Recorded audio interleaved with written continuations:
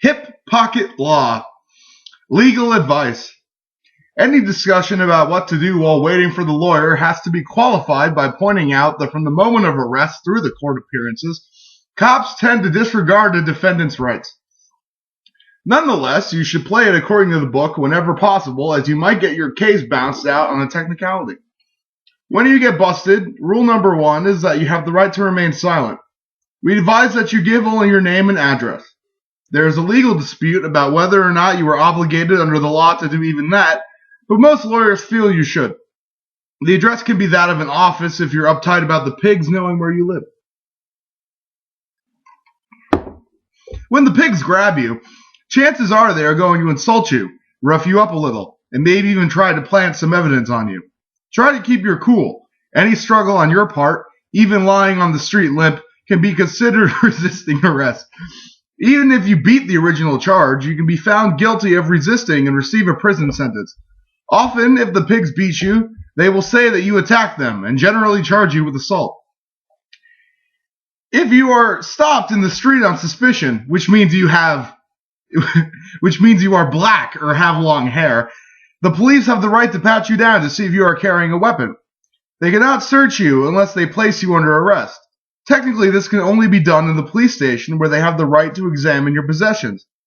Thus, if you are in a potential arrest situation, you should refrain from carrying dope, sharp objects that can be classified as a weapon, and the names and phone numbers of people close to you, like your dealer, your local bomb factory, and your friends underground.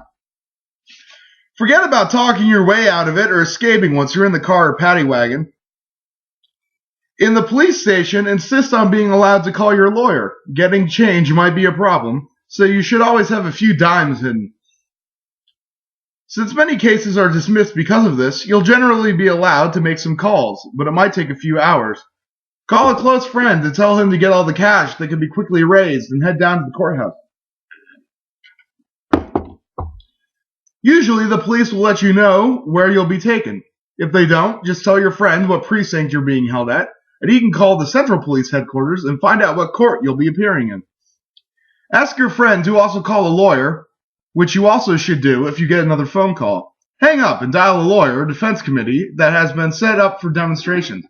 The lawyer will either come to the station or meet you in the court, depending on the severity of the charge and the likelihood you'll be beaten in the station.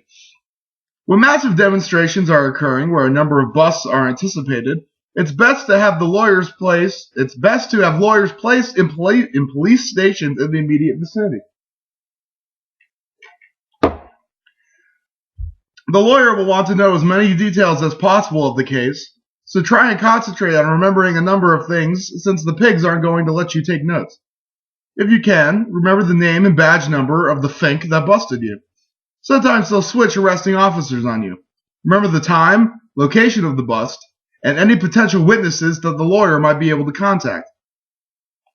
If you are unable to locate a lawyer, don't panic. The court will assign you one at the time of the arraignment. Legal aid lawyers are free and can usually do as good a job as a private lawyer at an arraignment. Often they can do better, as the judge might set a lower bail if he sees you can't afford a private lawyer. The arraignment is probably the first place you'll find out what the charges are against you. There will also be a court date set and bail established. The amount of bail depends on a variety of factors ranging from previous convictions to the judge's hangover. It can be put up in collateral, that is a bank book, or often there's a cash alternative offered which amounts to about 10% of the total bail.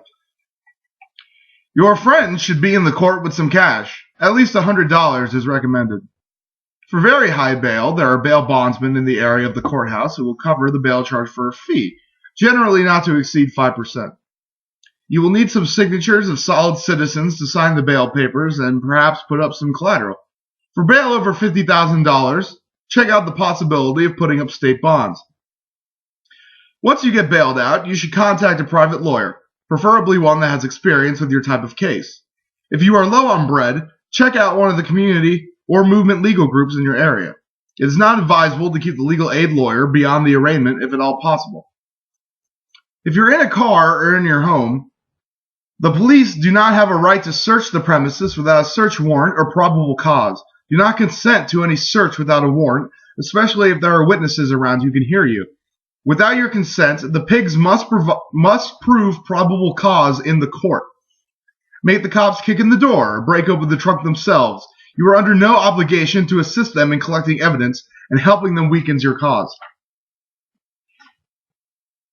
That's about it.